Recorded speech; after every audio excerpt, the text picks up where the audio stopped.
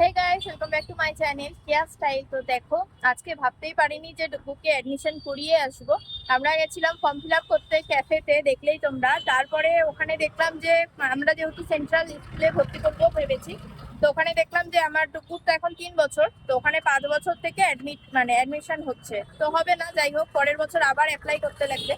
খুব ইচ্ছে ছিল, তো যাই হোক এখন হচ্ছে ভর্তি করিয়ে আসলাম আমাদের এখানেরই এক স্কুলে। তো আর এক হচ্ছে নতুন অধ্যায়ের আমার জীবনে শুরু হলো। দুটো যখন হয়েছিল তখন তো একটা অধ্যায় ছিল, প্রথম একটা অনুভূতি, আর আজকে আর একটা অধ্যায় শুরু হলো। কালকের থেকে ওর স্কুল স্টার্ট হবে।